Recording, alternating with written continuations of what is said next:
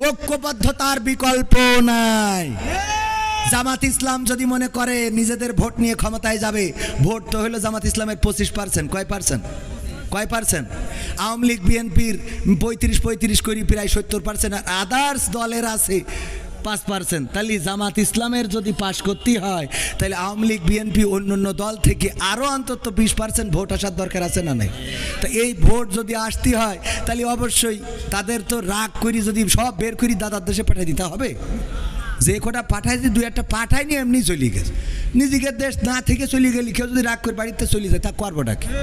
কথা কয় না, মনের অভিমানে চলে গেছে। আমরা কিন্তু আসলে এই দেখেন আছে না, সবাই মিলেমিশে থাকাটাই দরকার। তবে দেশে অন্যায় হচ্ছে, জুলুম হচ্ছে। ওই যে আমরা দেখেছি লঞ্চের মধ্যে বালুবাহী বা পণ্যবাহী সারবাহী লঞ্চে 7 জনকে হত্যা করা হয়েছে। এখন হত্যা যেন একদম মামুলি ব্যাপার হয়ে দাঁড়িয়ে। খানা এর চেয়ে মরাই ভালো, দেশ ছেড়ে যাওয়াই ভালো।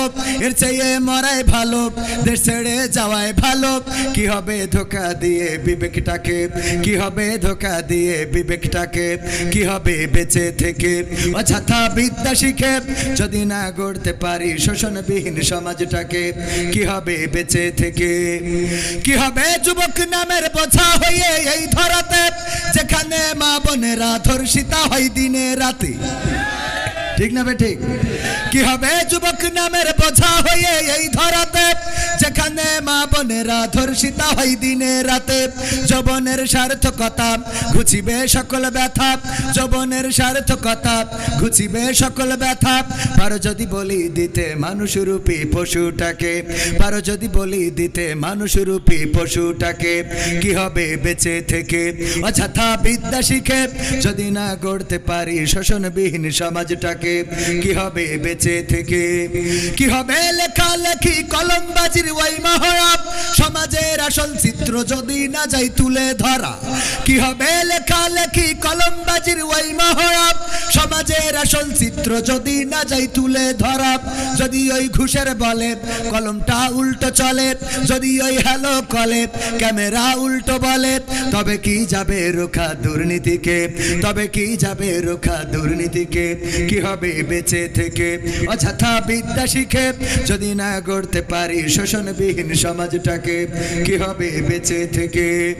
কি হবে, কি হবে, কি হবে নামাজি রোজা ইমানদারির ভয় করে কোরআনের কর্মীগুলো থাকে যদি কারাগারে? কি হবে নামাজি রোজা ইমানদারির ভয় করে কোরআনের খাদেম যারা তারা যদি থাকে কারাগারে?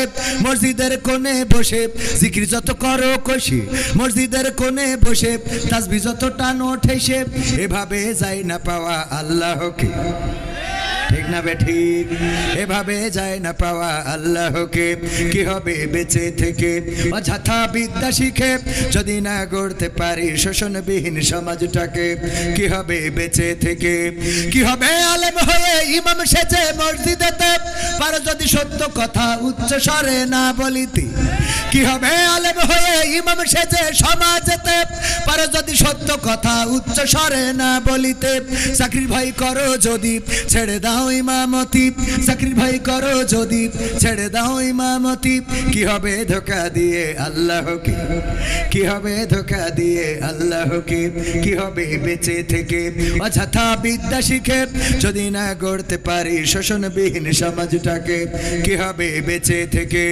কি হবে নেতা হয়ে জনবলে ঘর ফুলিয়ে দড়া টানা গরম দেখে যদি থাকো ঘরে শুয়ে? পালাবো না, পালাবো না। কিন্তু নেত্রী চলে গেলে আমাদেরও দেখা পাওয়া যাবে না। ঠিক না বেঠে? কি হবে নেতা হয়ে জনবলে ঘর ফুলিয়ে রাজপথ গরম দেখে যদি থাকো ঘরে শুয়ে? এর চেয়ে সেজে গুজে ভিলেনের সঠিক পদে, এর চেয়ে সেজে গুজে ভিলেনের সঠিক পদে দিয়ে দাও অভিনয়ে জীবনটাকে, দিয়ে দাও অভিনয়ে জীবনটাকে। কি হবে বেঁচে থেকে অযথা বিদ্যা শিখে যদি না গড়তে পারি শোষণবিহীন সমাজটাকে, কি হবে বেঁচে থেকে? কি হবে আকাশ ছোঁয়া বিলাসবহুল বাড়ি গাড়ি, না খেয়ে কত মানুষ পরপারে দিচ্ছে পাড়ি। কি হবে আকাশ ছোঁয়া বিলাসবহুল বাড়ি গাড়ি, না খেয়ে কত মানুষ পরপারে দিচ্ছে পাড়ি। আজরাইল আসবে যবে মাটিতেই পড়ে রবে, আজরাইল আসবে যবে মাটিতেই পড়ে রবে। কোনো কাজে লাগবে না ওই প্রাসাদটাকে, কোনো কাজে লাগবে না ওই প্রাসাদটাকে। কি হবে বেঁচে থেকে অযথা বিদ্যা শিখে, যদি না গড়তে পারি শোষণবিহীন সমাজটাকে। কি হবে বেঁচে থেকে, কি হবে, কি হবে পুরুষ হয়ে জন্ম নিয়ে বাংলাদেশে, যদি যাই ক্ষমতাটা ঘুরে ফিরে নারীর হাতে। কি হবে পুরুষ হয়ে জন্ম নিয়ে এই দেশেতে, যদি যাই ক্ষমতাটা ঘুরে ফিরে নারীর হাতে। কি বা জবাব দেবে, কিভাবে মুখ দেখাবে, কি বা জবাব দেবে, কিভাবে মুখ দেখাবে আমাদের আগামী সেই প্রজন্মকে, তোমাদের আগামী সেই প্রজন্মকে। কি হবে বেঁচে থেকে অযথা বিদ্যা শিখে, যদি না গড়তে পারি শোষণবিহীন সমাজটাকে। কি হবে বেঁচে থেকে, ঠিক না বেঠে? কথাগুলো আমার লেখা নয়, মরহুম আইনুদ্দিন আল্লাজাদ রাহিমাহুল্লাহ আমার উস্তাদ, কলরবের প্রতিষ্ঠাতা, তার লেখা। তিনি চলে গিয়েছেন পৃথিবী ছেড়ে আজ 14 বছর হয়ে গেল। 2010 সালে কোনো এক মাহফিল থেকে ফেরার পথে অ্যাক্সিডেন্ট অথবা পরিকল্পিতভাবে যেভাবেই হোক পৃথিবী থেকে বিদায় নিয়েছিলেন। তার মানে 2010-এ বিদায় নিয়েছেন, গানটা তারও আগে লেখা, ঠিক না বে ঠিক? আগে মানে কি, এটা 2000 সালের দিকে লেখা, 2000 সাল কিংবা 1999 সাল, সেই সময়ের গান এখনো গাইলে মনে হয় গতকালকে লিখেছে, ঠিক না বে ঠিক? কারণ এখনো সমাজের পরিবর্তন হয় নাই, এখনো শোষণ মুক্ত সমাজ আসে নাই। আমার শোষণ মুক্ত সমাজ গড়ার জন্য প্রথমে আন্দোলন করেছিলেন বঙ্গবন্ধু শেখ মুজিবুর রহমান, তারপরে আন্দোলন করেছেন জিয়াউর রহমান, তারপরে আন্দোলন করেছেন এরশাদ, তারপরে আন্দোলন করেছেন খালেদা জিয়া, তারপরে আন্দোলন করেছেন শেখ হাসিনা, এরপরে আবার খালেদা জিয়া, তারপরে আবার শেখ হাসিনা, তারপরে আবার এর মধ্যে ফখরুদ্দিন মঈনুদ্দিন এসেছিল, এখন নতুন করে ডক্টর ইউনূস এসেছে। এখনো বাংলাদেশ শোষণ মুক্ত হয় নাই। আজকেও পত্রিকার নিউজ, আমার এক আল্লাহর ওলি, আমাদের আল্লাহর ওলি, দেখেন দলের নাম না বলে তো উপায় নেই, সাংবাদিকরা বলেছে আমার দোষ না। যুবলীগের এক আল্লাহর ওলি ব্রাহ্মণবাড়িয়ায় একজন নারীকে হত্যার পরে তার লাশটা একটা পরিত্যক্ত ঘরের মধ্যে নিয়ে গর্তের মধ্যে ঢুকায়ে পুড়াইয়ে দিচ্ছিল, ধরা পড়েছে না পড়ে নাই? নারীদেরকে পুড়াইয়ে দিচ্ছে লাশ, মাথাটা পুকুরের মধ্যে ফেলানো, অ্যারেস্ট হয়েছে বিশেষ দলের লোক। ওই দলের লোক বলেই বলছি না, এমন অপরাধ বিএনপি জামাত জাসদ বাসদেও করতে পারে না, পারে না। তবে তুলনামূলকভাবে আল্লাহর ওলিদের একটু বেশি লোক আছে না নাই?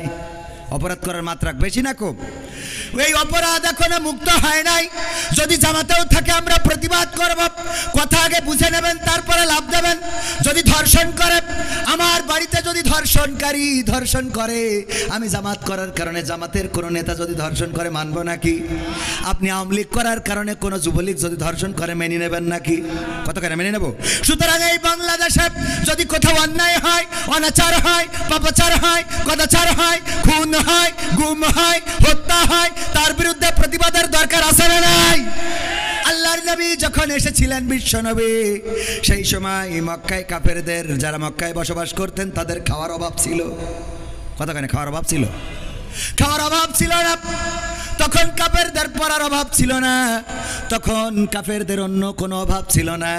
কিন্তু ওই সমাজে যেটার অভাব ছিল সেটা নীতি নৈতিকতার, সেটা আদর্শের, সেটা ব্যবহারের, সেটা চরিত্রের, এই অভাবগুলো ছিল। আল্লাহ রাসূল সাল্লাল্লাহু আলাইহি সাল্লাম যখন দেখলেন সব চলে, কিন্তু এই সমাজে এই সব কিছুর মধ্য দিয়ে যেটা চলে, ওই কাবাটা তাওয়াফ করতেন উলঙ্গ হয়ে, ঠিক না বে ঠিক? তারা কাবাও তাওয়াফ করতো, করতো না করতো না? কথা কয় না। হজ করতো না করতো না? এ ভাই আপনারা জানেন না হজ করতো কিনা? আপনারা মনে হয় এই আজকে প্রথম হজ শুনতেছেন। আল্লাহ রাসূল হজের সময় যখন তাবুক গেড়ে দিয়ে কোরআন পড়ছেন, আবু জাহেল, আবু লাহাব, উতবা, সাইবা, তারা তাবুতে তাবুতে যায় আর বলে যে দেখো ওই তাবুটার কাছে যাবা না, ওই তাবুতে কিন্তু বিশেষ দলের লোক রয়েছে, ওদের আমরা বাংলাদেশে রাখতে চাই না, পাকিস্তানে পাঠাইতে চাই, ওই তাবুর কাছে তোমরা যাবা না, ওর কথা শুনবা না, ও কিন্তু পাগল বলেছে না বলে নাই? আল্লাহ রাসূল যখন দাওয়াত প্রকাশ্যে দিতে পারে না, তখনও তার মানে বোঝা গেল তখন হজ চলতো। কথা কয় না?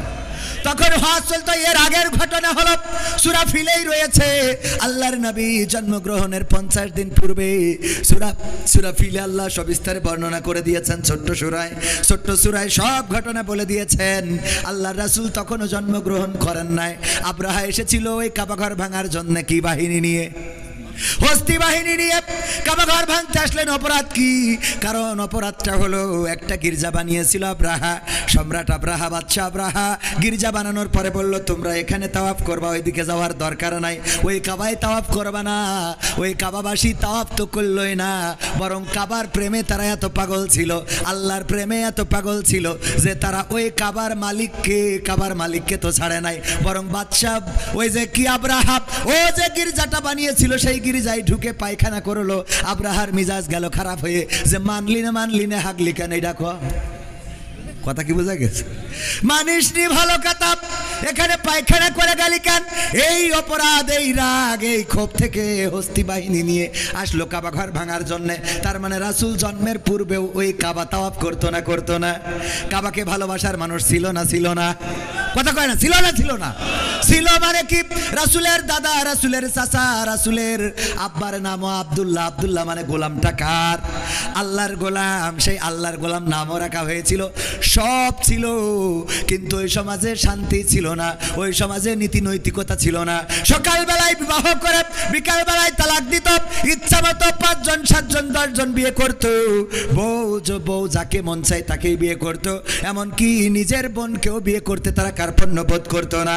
তুচ্ছ কারণে মারামারি করত, কাটাকাটি করত, তুচ্ছ কারণে তারা অন্যায় লিপ্ত হয়ে যেত, একজন আর একজনের সাথে অবাধে মেলামেশা করত।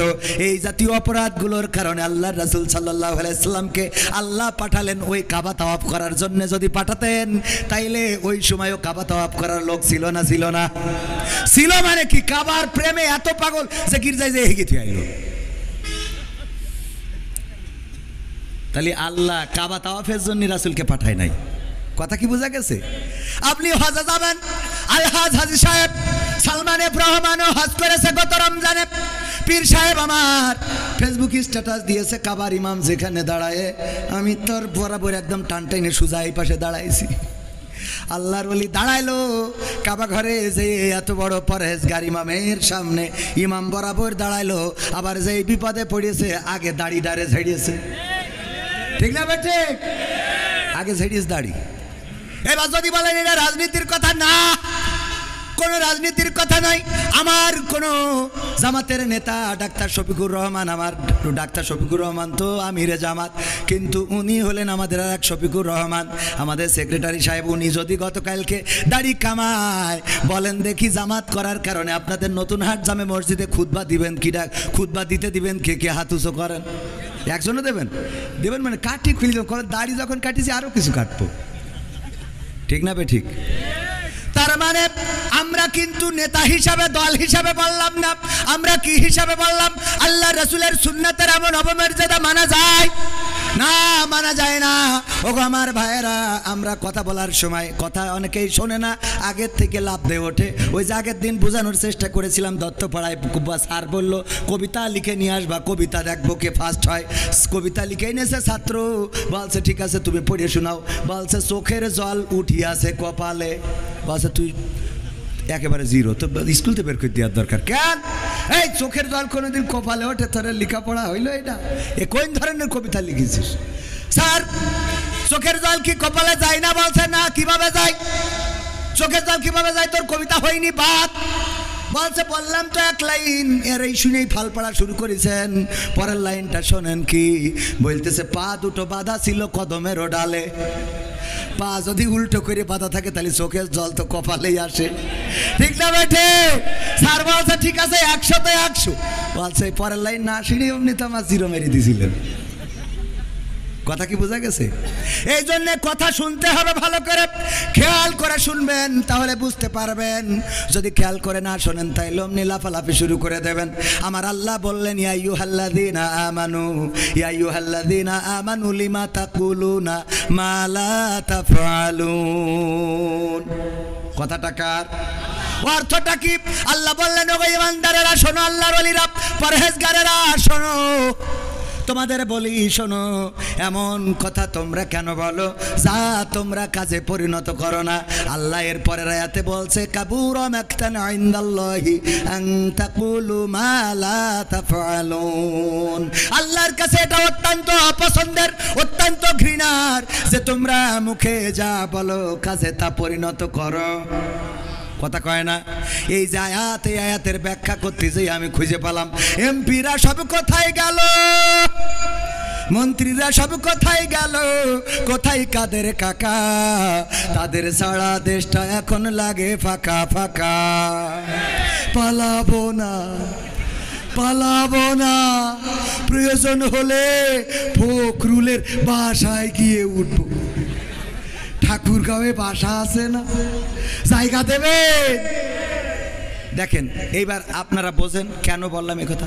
পালাবে না, পালাবে না, যাই না তবু দেখা, তাদের সারা দেশটা এখন লাগে ফাঁকা ফাঁকা।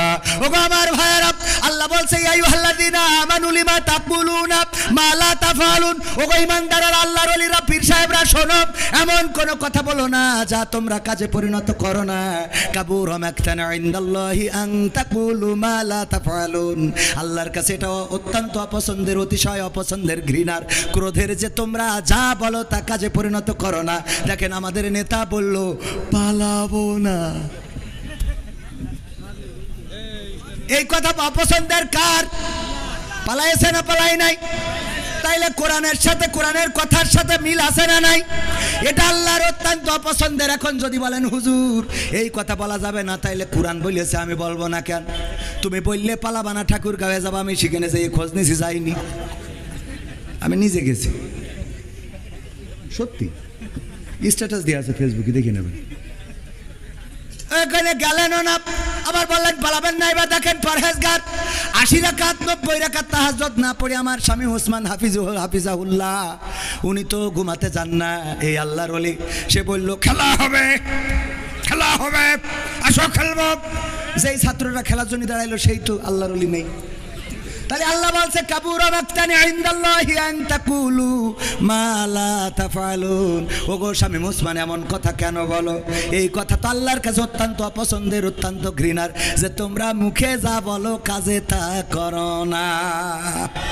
অথচ দেখেন অপর দিকে যারা বলেছে এই মাটি আমাদের সম্পদ, এটা তিতুমিরের মাটি, এটা শাহজালালের পুণ্যভূমি, এই জমিনে রক্ত ঝরেছে, আমার শহীদদের রক্ত লেগে আছে, 71-এ রক্ত দিয়েছি, এই জমিনে আল্লাহর ওলিরা ঘুমারো, এই জমিনকে অতন্দ্র প্রহারার, অতন্দ্র প্রহরীর মতো পাহারা দেব। 1 ইঞ্চি মাটি, আমার বাংলার মাটি, কোনো দাদার হাতে ছেড়ে দেব না। বলেন দেখি ফাঁসির কাস্টে ঝুলাইছে, তাও কি পালাইছে কেউ? কথা কয় না পালাইছে কেউ? বরং মৃত্যুটাকে বরণ করেছে, হামলা হয়েছে, মামলা হয়েছে, এই দেশ ছাড়ে নাই, মাটি ছাড়ে নাই, এলাকা ছাড়ে নাই, বছরের পর বছর জেল জুলুম নির্যাতন সহ্য করেছে। কোরআনের পাখি দেলোয়ার হুসাইন সাইদি, দলমত নির্বিশেষে সবার প্রিয় মানুষ, এই প্রিয় মানুষটা কোরআনের পক্ষে কথা বলেছেন। আওয়ামী লীগেরাও তার ওয়াজ শোনেন, বিএনপি, জামাত, জাসদ, বাসদ, হেফাজত, সবাই তার ওয়াজ শোনে না, শোনে না? পালিয়েছেন কখনো? পালান তো নাই, বরং আল্লাহর নবীকে যেমন প্রস্তাব দেওয়া হয়েছিল, বিশ্ব নবীকে বলল, কাফেরেরা বলল দেখো সে কি চায়, এই মক্কায় তো সব আছে, আমরা তার সব দেব, কি কি দেবে? আবু তালিবকে ডেকে বলল মুহাম্মদকে থামাও। কি থামাবো, কিভাবে থামাবো? বলল প্রস্তাব নিয়ে যাও 3টা। কয়টা? 3টা। 1 নম্বর, যদি সে ক্ষমতা চায় মক্কার প্রেসিডেন্ট বানাবো, যদি সে অর্থ চায় সবচেয়ে ধনী বানাবো, যদি সে নারী চায় তাইলে সবচেয়ে সুন্দরী নারীর সাথে বিয়ে করাবো, আর যদি বলে না 3টাই লাগবে একসাথে দিয়ে দেব, এর বিনিময়ে কালেমার দাওয়াত দেওয়া ছেড়ে দিতে হবে। আল্লাহর নবী সাল্লাল্লাহু আলাইহি সাল্লাম বললেন যে এই জন্যই আমি বসে আছি। কথা কয় না? কয় ঠিক? আল্লাহর নবী এই জন্যই বসেছিল? নাউজুবিল্লাহ, বলেন নাউজুবিল্লাহ। এই যে ওয়াজ আমার শ্রোতাকে আমি মাঝে মাঝে পরীক্ষা নিই, যে যারা শ্রোতা এরা দেখি কিরাম ওয়াজ শুনে, আবেগ মানে কি, মানে ওয়াজের পরীক্ষা, পরীক্ষায় যে একটু করবো, আপনাদের করবো, করবো, রাজি? দেখা যাক, জীবনে তো কবে পরীক্ষা দিয়েছেন? 5 4-এ পড়ি, আমিও অনেক আগে দিয়েছি ছোটবেলায়, তো একটা পরীক্ষা হয়ে যাক, রাজি? আল্লাহ রাব্বুল আলামিন হঠাৎ করে মুনকার নাকিরকে খুঁজে পাচ্ছে না। আরে বাবা কি বিপদ! গত যত মানুষ মারা গেছে কবরে যে সওয়াল করতে হবে, আর সেই সওয়ালের জবাব দেবে মানুষেরা। মান রব্বুকা ওমান দিনুকা ওমান নাবিয়ুকা, তোমার রবকে, তোমার দিন কি, তোমার নবীকে। কিন্তু মুনকার নাকির তো হারাই গেছে, খুঁজে পাচ্ছে না। আল্লাহ রাব্বুল আলামিন ফেরেশতা একদল তদন্ত কমিটি বানাইলো, বলল তিন সদস্য বিশিষ্ট তদন্ত কমিটি, তোমরা তাড়াতাড়ি চলে যাও, খোঁজো খোঁজো খোঁজো, খুঁজে দেখো এক্ষুনি এত লাশ ঢিবে পড়ে গেছে, ও কখন কি হইবে না। ওরে বাবা, এই পৃথিবীতে খুঁজে পাই না। হঠাৎ করে দেখে বাগদাদে আব্দুল কাদের জিলানির কবরে মুনকার নাকিরের হাত পিছনে নিয়ে পিঠ মোড়া দিয়ে বাইন্ধে রেখেছে। আল্লাহর কাছে যেয়ে বলল, আল্লাহ মুনকার নাকিরের খুঁজে পাবো কি করে আল্লাহ? ওই যে বাগদাদে দেখলাম তোমার এক বান্দার কবরে পিঠ মোড়া দিয়ে বাইন্ধে থুয়ে দিয়েছে। আল্লাহ বলছে, যা ওই বান্দার কাছে জিজ্ঞাসা করো তার দাবিটা কি জন্য বাইন্ধেছে, কি করলি ছাড়বে, তাড়াতাড়ি করে ছেড়ে দিতে বলো। এসে জিজ্ঞেস করছে, আল্লাহর বান্দা তুমি কে? আমি আব্দুল কাদের জিলানী। কেন বেঁধে রেখেছ? এই দুইজন, আমাদের দুইজন মুনকার নাকির ফেরেশতা, সারা দুনিয়ায় কত লাশ দেরি পড়ে গেছে, কখন প্রশ্ন করবে? আল্লাহ বলল ছেড়ে দিতে। কয় না, ছাড়া হবে না। অপরাধ কি তাদের? অপরাধ হলো আমার কবরে ঢুকেছে কিন্তু সালাম দিয়ে প্রবেশ করে নাই, এই জন্যে বেঁধে রেখেছি। এখন কি করতে হবে? আল্লাহর কাছে যেয়ে বলো এই অপরাধে বেঁধে রেখেছি। আল্লাহর কাছে যেয়ে ফেরেশতারা বলেছে, আল্লাহ আব্দুল কাদের জিলানী সালাম দেয় না, এই অপরাধে তাদের হাত পিছনে দিয়ে হাত করা, ওই যে হাত মুড়া দিয়ে একেবারে কায়দা করে বেঁধে রেখেছে, ছাড়বে না। বলছে যাও যে প্রস্তাব দাও যে আর কি করলি ছাড়বে, সে কি চায়, তার দাবি কি, দাবি মেনে নেওয়া হবে। তখন আব্দুল কাদের জিলানির কাছে এসে ফেরেশতারা বলতেছে, ও আব্দুল কাদের জিলানী, আল্লাহ পাঠিয়েছে, কোন দাবি আছে আপনার, সেই দাবি আল্লাহ পূরণ করে দেবে। তখন আব্দুল কাদের জিলানী বলতেছে, দেখো আল্লাহরে যেয়ে বলো, আল্লাহ জানো এই বাগদাদে যত কবরবাসী আছে সব কবরবাসীগুলোকে আল্লাহ চিরজীবনের মতো কবরের আযাব মাফ করে দেয়। এই কথা যখন ফেরেশতারা যেয়ে বলেছে, ওগো আল্লাহ, আব্দুল কাদের জিলানী গোটা বাগদাদে যত কবরবাসী আছে সব কবরকে ক্ষমা করে দিতে বলেছে, আর কোনো কবরে আযাব দেয়া যাবে না। তখন আল্লাহ রাব্বুল আলামিন আব্দুল কাদের জিলানীকে ডাক দিয়ে বললেন, ওগো আব্দুল কাদের জিলানী শোনো, তুমি আজকে আমারে যে বিপদে ফেলেছো আব্দুল কাদের জিলানী, আজকে তুমি আমারে ছোট্ট একটা শাস্তি দিয়েছো, একদম নরমালে ছেড়ে দিয়েছো। অথচ তুমি যদি বাগদাদ না বলে, তুমি যদি বলতে মাশরিক থেকে মাগরিব পর্যন্ত যত মানুষ এই পৃথিবীতে চিরজনমের মতো বিদায় নিয়েছে আর কিয়ামত পর্যন্ত যারা বিদায় নিয়ে চলে যাবে তাদের ক্ষমা করে দাও, আমি আল্লাহ বাধ্য হয়ে গেছিলাম ক্ষমা করার জন্যে, তবে তুমি শুধু বাগদাদের মানুষের ক্ষমা চেয়েছো, আমি আল্লাহ ক্ষমা করে দিলাম। বলেন সুবহানাল্লাহ। সুবহানাল্লাহ বলেছেন কয়জন? হাত তোলেন। নারায়ে তাকবীর। বলেননি কয়জন? নারায়ে তাকবীর। এবার আপনারা বলেন কারা ফেল কারা পাস? এই ফেরেশতার বান্দার মতো শক্তি, হ্যাঁ? পরীক্ষা বইলে কয়ে নিলাম তাও ফেল, হ্যাঁ? আল্লাহরে বিপদে ফেলার মতো শক্তি কারো আছে? নাউজুবিল্লাহ বলবেন না? বলেন নাউজুবিল্লাহ। মানে সুর দিয়ে বললে ওরে বাবা সুবহানাল্লাহ পড়ার জন্য মনটা আকুপাকু করে, ঠিক না ভাই? ঠিক। ও আল্লাহ হুজুর কত সুন্দর করে রে, এই ওয়াজ শুনে সুবহানাল্লাহ পড়লেন ভাইরা আমার। আকলটারে কাজে লাগাতে হবে, বিবেকটারে কাজে লাগাতে হবে। আল্লাহর নবীর স্ত্রী বিবি খাদিজা রাদিয়াল্লাহু তাআলা আনহা ইন্তেকালের সময় বললেন, ওগো নবী গো, আপনার কাছে তিনটা আবদার রাখবেন কিনা বলেন। আল্লাহর নবী ডানে তাকায়, বামে তাকায়, আকাশের দিকে তাকায়। যখন আল্লাহর নবী সিগন্যাল পাইলেন যে ঠিক আছে, খাদিজা যে অনুরোধ করে অনুরোধটা রাখার জন্য জবানটা দাও। আল্লাহর নবী বললেন, ওগো খাদিজা বলো দেখি তোমার কি চাওয়া? বিবি খাদিজা রাদিয়াল্লাহু তাআলা আনহা বললেন, ওগো নবী গো, আমার চাওয়া হলো আমার মৃত্যুর পরে আপনি আমার কাফনের কাপড় আপনার জামা দিয়ে, আপনার কাপড় দিয়ে জড়িয়ে দিবেন। 2 নম্বর দাবি হলো ওগো নবী, আপনার আল গাগা দিয়ে আমার ওই কবরে একটু গড়াগড়ি দিবেন। 3 নম্বর দাবি হলো নবী গো, আমার বড্ড ভয় হয় মুনকার নাকির যখন এসে প্রশ্ন করবে, মান রব্বুকা ওয়া মান দীনুকা ওয়া মান নাবিয়ুকা, তোমার রবকে, তোমার দিন কি, তোমার নবী কে ছিল? আমি জানি না ওই কবরে প্রশ্নের উত্তর ঠিক মতো দিতে পারবো কিনা, আমি ভয়ে পেয়ে হয়তো প্রশ্নের উত্তর ভুলে যেতে পারি। ওগো আল্লাহর নবী, আপনার কাছে দাবি হলো আপনি আমার কবরের কাছে দাঁড়াবেন, আর যখন মুনকার নাকির সওয়াল করার জন্য আসবে আপনি আমার পক্ষ থেকে জবাবটা দিয়ে দিবেন, এইটাই আপনার কাছে আবদার। আল্লাহর নবী বললেন, কেন এমন আবদার করলে ওগো খাদিজা? খাদিজা রাদিয়াল্লাহু তাআলা আনহা বললেন, ওগো নবী গো, আমার আবদারটা এই জন্যে আমি বড্ড ভয় পাই কবরের আযাবের, না জানি কবর আমার সাথে কিরূপ আচরণ করে।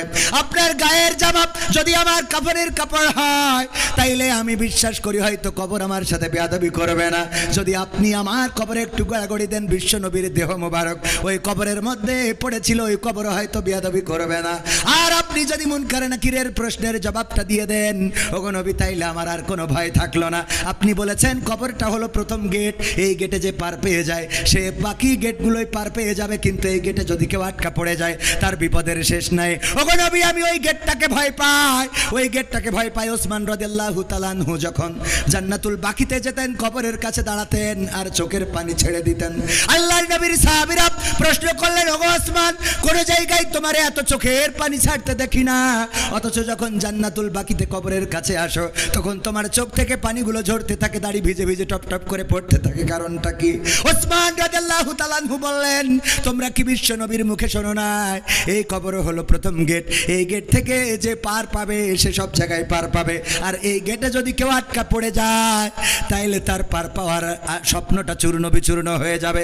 এই জন্য কবরের কাছে যখন আসি তখন নিজের চিন্তা হয়, আর এই কবরে আমি পার পাবো নাকি পাবো না। ওগো আমার ভাইরা, আল্লাহর নবীর সাহাবী ওসমান গনি, আল্লাহর নবীর জামাতা, দুই মেয়েকে জিন্নুরাইন, দুই মেয়েকে পেয়েছেন। দুই মেয়ের আল্লাহ রাব্বুল আলামিনের দুই মেয়েকে বিবাহ করার সুযোগ পেয়েছিলেন ওসমান রাদিয়াল্লাহু তাআলা আনহু। সেই সাহাবীও কান্নাকাটি করে খাদিজা রাদিয়াল্লাহু তাআলা আনহা এমন একজন ব্যক্তি। একদিন আল্লাহর নবী এবং জিবরাইল আলাইহিস সালাম বসে আছেন, হঠাৎ করে জিবরিল বললেন, ওগো নবী, আমার যাওয়ার সময় হয়ে গেছে, কেন চলে যাবেন? আমি দেখতে পাচ্ছি বিবি খাদিজা আপনার জন্য খাবার নিয়ে আসছে, ওগো নবী আমি এখন চলে যাব।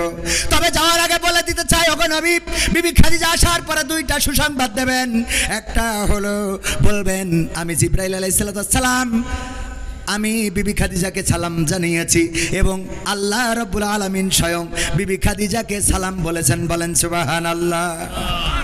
আল্লাহর নবীর কাছে যখন বিবি খাদিজা আসলেন, আল্লাহর নবী বললেন, ওগো খাদিজা, তোমার জন্য আজকে দুইটা সুসংবাদ। একটা হলো ফেরেশতা জিবরাইল তোমাকে সালাম বলেছে, আর একটা হলো স্বয়ং আল্লাহ রাব্বুল আলামিন তোমাকে সালাম দিয়েছেন। আল্লাহর নবীর স্ত্রী খাদিজা রাদিয়াল্লাহু তাআলা আনহা বললেন, ওগো নবী, ফেরেশতা জিবরাইলের সালামের জবাব তো আমি দিতে পারি, এই সালামের জবাবটা আমি দিলাম, কিন্তু আল্লাহর নবী, আল্লাহ রাব্বুল আলামিনের সালামের জবাবটা কেমন করে দিতে হয় এটা জানি না, এই সালামের জবাবটা আপনি আমার পক্ষ থেকে দিয়ে দেন।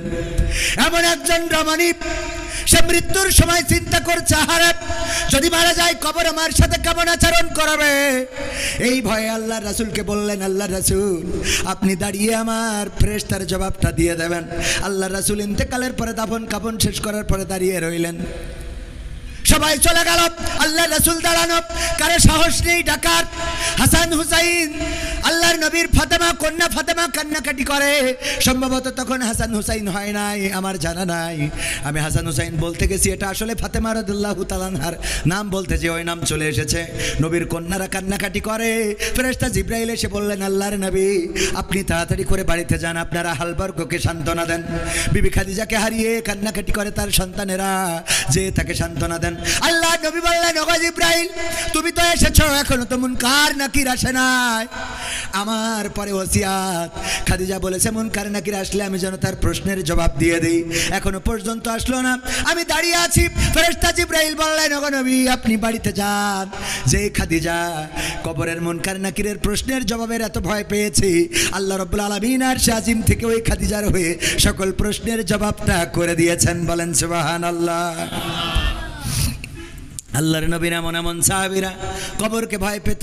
আর আব্দুল কাদের জিলানী রাহিমাহুল্লাহ, তিনি একজন আল্লাহর ওলি, এটা ঠিক আছে, কিন্তু তার কবরে সালাম দেয় নাই বলে হাত মুড়া দিয়ে বেঁধে রেখেছে। কেন দাফন কাফন করার সময় কি দড়ি দিছিল সাথে? এইটুকু তো চিন্তা করা লাগে, কথা কয় না। যাই হোক, ফেল করাতে কোনো অসুবিধা নেই। আমাদের দোষটা কি, সুর দিয়ে আমিও ফেল করেছিলাম। এই যেদিন আমার অ্যাডভোকেট এনামুল হক মুহতারাম চাচা যান, উনি আমার মাদ্রাসায় পাল্লা মোকামতলায়, তখন আমরা ছোট, উনি বললেন আমি একটা পরীক্ষা নেব। তো উনি একটা পরীক্ষা নিয়েছিলেন, অবশ্য ওয়াজটা করেছিলেন অন্য ভিন্ন আর একটা ঘটনা বলেছিলেন। সেই ঘটনায় যে দম করে জীবন দিয়ে দিল, দম করলো, একজন কান্নাকাটি করতেছে লাশ নিয়ে, যে আমার সন্তান মারা গেছে, স্বামী মারা গেছে। এই একটা পুতা ছেলে, আমাদের যশোরের ভাষায়, অন্য দেশের ভাষায় নাতি বলে, যে আমার নাতিটা বেঁচে ছিল, তাও আল্লাহ নিয়ে গেল। তখন পীর সাহেব একটু দম করলেন, তারপরে ফু দিলেন, তো দাঁড়িয়ে গেল। বলেন সুবহানাল্লাহ। হ্যাঁ, তাও সুবহানাল্লাহ বলেছি। আমরা ওই দিন সুবহানাল্লাহ বলেছিলাম, এর জন্য ফেল করেছিলাম। আমরা ওয়াজ শুনবো, কিন্তু বুঝে শুনে হাত উঁচু করবো, মনে থাকবে? সুবহানাল্লাহ আলহামদুলিল্লাহ কোন জায়গায় বলতে হয়, এগুলো যদি না বুঝি, ওই যে উদাহরণ দিতে যে মাঝে মাঝে প্রায়ই বলি এখন, যে টাকা কালেকশন করতেছে, দত্তপাড়ায় বলেছিলাম যে 50,000 টাকা দেওয়ার মতো কেউ কি আছেন? কেউ কথা বলে না। হুজুর সুদ দিয়ে বলার একজন তো জিম আছে। হুজুর বলছে 50,000 টাকা দেওয়ার মতো কোন আল্লাহর ওলি আছেন নাকি? আমি দোয়া করে দেব। বলেন হাত উঁচু করেন। কেউ হাত উঁচু করে না, দোয়া করব বাপ দাদা দাদা দাদি নানা নানি 14 গোষ্ঠী যেন জান্নাতে থাকে। কেউ হাত তোলে না। এবার হুজুরির হয়ে গেছে রাগ, সুর দিয়ে বাদ দিয়ে এবার চিল্লাইনো শুরু করে দিয়েছে। 50,000 টাকা দেওয়ার মতো এই ধোপা খোলায় একজনও নাই, হাত উঁচু করেন। মানে ঘুমেতে উঠে হাত উঁচু করেন শুনে, ধমক শুনে হাত উঁচু করে বসে আছে। বলছে নাম কি? ওবায়দুল কাদের। আল্লাহ ওবায়দুল কাদের 50,000 টাকা করলো দান, তুমি বাড়িয়ে দাও, সম্মান নিয়ে খায়াত দাও। পিতামাতা দাদা দাদি নানা নানি 14 গোষ্ঠী যারা কবরে আছে ক্ষমা করে জান্নাত দিয়ে দাও। ও তো বলছে আল্লাহ কাল বিড়ি না খালি তো হাগাও হবে না, অথচ সেইটা কিনার টাকাও নেই। 50,000 টাকা দোয়া আমি কোয়ানে রাখবো। 50,000 টাকা দোয়া করে দিলে মার খাওয়ার ভয়তে কিছু বলে নাই। পরের দিন জুম্মার দিন আমার খতিব ডাক্তার, আমার খতিব জনাব মাওলানা শফিকুর রহমান স্যার, ওনার কাছে যে বলছে হুজুর গো বিপদে তো পড়েছি, একটু ফতোয়া দিতে হবে। কি ফতোয়া? ওই যে মাহফিল হচ্ছিল ধূপ খোলায় না ধূপা খোলায়, আমি ওখানে ধূপা খোলায় ওখানে 50,000 টাকার জন্য হুজুর কালেকশন করছিল। আমি হঠাৎ করে ঘুমায় পড়িলাম, খেয়াল করিনি। হুজুর যখন বলেছে হাত উঁচু করেন, আমি উঠে পরে হাত উঁচু করেছি, কিন্তু তার আগে বলেছে 50,000 টাকা কিনা দেবেন, হাত উঁচু করেন। আগের লাইন ঘুমের মধ্যে চলে গেছে, জেগে উঠে দেখি হাত উঁচু করার শব্দ। হাত উঁচু করেছি, হুজুর দোয়া করে দেশ 50,000 টাকার। এখন আমার তো বিড়ি কেনার টাকাও নেই, হুজুর এখন আমি করবোটা কি? বলছে অসুবিধে নেই, টাকা না থাকলে দেবেন, কিন্তু ওটা তো ভুলক্রমে হয়ে গেছে। কয় সেটা তো আমিও জানি, ও হাদিস আমার পড়া আছে, কিন্তু আমার ভয় হইলো। হুজুর দোয়া করেছে আল্লাহ ওর মা বাপ দাদা দাদি নানা নানি 14 গোষ্ঠী যারা কবরে আছে আল্লাহ জান্নাত দাও। এখন টাকা যদি না দিতে পারি তাহলে ওদের কি আবার ফিরোইনে জাহান্নামে রাখবে? ওদের কি আবার ফিরোইনে জাহান্নামে রাখবে কিনা? হাত উঁচু বুঝে শুনে করার দরকার আছে না নাই? কোরআনের আলোচনায় ফিরে আসি, মনে কি আছে? আল্লাহ বললেন কাবুরা মাকতান ইনদাল্লাহি আন তাকুলু মা লা তাফআলুন। আলোচনার বিষয় এটা কোনো রাজনীতির কথা না। এই আয়াতের পরিপ্রেক্ষিতে আমার কথা হলো পালাবো না, যাই না তবু দেখা, তাদের ছাড়া দেশটা এখন লাগে ফাঁকা। আইন মন্ত্রী আটকে গেল আইনেরই ফাঁকে, দাড়ি ছাড়া দরবেশের ভণ্ড লাগে। ঠিক না বেঠা? আইন মন্ত্রী আটকে গেল আইনেরই ফাঁকে, দাড়ি ছাড়া দরবেশের ভণ্ড লাগে। শুনছি কত নেতা নেত্রী খাইতেছে ভাই ডান্ডা, বিচারপতি কালামানিকের ফাটিয়েছে আন্ডা। পলকের ঝলক গেল থামিয়ে নেটের চাকা, তাদের ছাড়া দেশটা এখন লাগে ফাঁকা। ওদের ছাড়া দেশটা এখন লাগে ফাঁকা। কই গেল সেই সংসদেতে মমতাজের গান, কোথায় গেল হযরত বলা শামীম ওসমান? কই গেল সেই সংসদেতে মমতাজের গান, কোথায় গেল হযরত বলা শামীম ওসমান? ইনু মেনন দীপু মনি আছে কারাগারে, বাপ করিলেও পাপ কখনো ছাড়ে কি আর তারে। কোথায় গেল স্পিকারের, কোথায় গেল স্পিকারের দৃষ্টি আঁকা বাঁকা, তাদের ছাড়া দেশটা এখন লাগে ফাঁকা ফাঁকা, ওদের ছাড়া দেশটা এখন লাগে ফাঁকা ফাঁকা। কোথায় গেল আরাফাত আর ব্যারিস্টার সুমন, কথা বলার সময় তারা করে নিয়োজন। মুরগি কবির খাইছে ধরা, জাফর কোথায় আছে, গোপনে কি সেও গেল মোদি দাদুর কাছে। কোথায় গেল এ সালামের, কোথায় গেল এ সালামের কাড়ি কাড়ি টাকা, তাদের ছাড়া দেশটা এখন লাগে ফাঁকা ফাঁকা। ঠিক না বেঠে? ফাঁকা ফাঁকা লাগে। যারা এই কথাই রাজনীতি খুঁজে পান, একটাও রাজনীতির কথা না, এটা দুঃখের কথা, আক্ষেপের কথা, কষ্টের কথা। আমার মমতাজ সংসদে গান গাইলো, দেখেন এই মমতাজের জন্য কত ত্যাগী নেতা, তারাও মার্কা পায় নাই। সাকিব আল হাসান ক্রিকেট খেলে, হঠাৎ করে ও নৌকা পাবে কেন? আমার বুঝাই দেন। কথা কয় না, ও ক্রিকেট খেলে পালি ব্যাট বল উইকেট এইসব পাবে, হঠাৎ করে এই যে পেয়ে গেল। আর অমনি ওখানকার ত্যাগী নেতারা মাইনাস হয়েছে না হয় নাই? কথা কয় না, হয়েছে না হয় নাই? আমার ত্যাগের পক্ষে তারা মাইনাস হয়েছে। আপনারা তাহলে সারা জীবন দল করে করলেন কি? হঠাৎ সাকিব আল হাসান ক্রিকেট খেলতে খেলতে এসে যদিও মার্কা নিয়ে নাই, তাহলে তোরা রাজপথে থেকে লাভ ডাকি। কথা কয় না। এই মমতাজ গান গাইয়ে বেড়ায়, সেই মমতাজ কি করে পেয়ে গেল? কারণ ওই সংসদে বসে তেল মার্দন করলো, নেত্রীর নামে গান গাইলো, নেতার নামে গান গাইলো। আর যখন নেত্রী চলে গেল, আমার মমতাজ আপা একটা গানও গাইলো না। আমি বললাম তুই তো মনির খানের থেকে খারাপ। মনির খান যখন ওর নায়িকা চলে গেছে, অঞ্জনা অঞ্জনা, তুমি থাকলে না ভাত খেলে না, কনে খাইলে তুমি ঘুমাইলে না, অঞ্জনা আছে না নাই? সব গানে অঞ্জনা। ও জানতো যে বিয়ে করার পরে আমার স্ত্রী আমারে ছাড়বে না, বলবে এত ভালো ও বাসতে রে, ক্যাসেটে ক্যাসেটে অঞ্জনা রে। ঠিক না বে ঠিক? তারপরেও সাহস নিয়ে গিয়েছে। কত বড় সাহস চিন্তা করতে হবে। আর এখনকার সময় এখনো অঞ্জনার নাম ধরে গায়। আগের সময় তো তাও সাহস করতো, ভালো কথা, কিন্তু এখনকার সময় মোট সাহস করা যাবে না। কারণ আমার মা বোনেরা এখন ডাইরেক্ট, আগে তো তাও একটু কুপাকুপি পিটোপিটি হয়তো শুনতাম স্বামীর মারে, আর এখন ডাইরেক্ট মেশিন কেটে নিয়ে হাওয়া হয়ে যাচ্ছে। ঠিক না বে ঠিক? আপনি এটা শুনেন না, উস্তাদ মানুষ, ওরা শুনুক। এই ঠিক বলছি না বে ঠিক বলছি? ডাইরেক্ট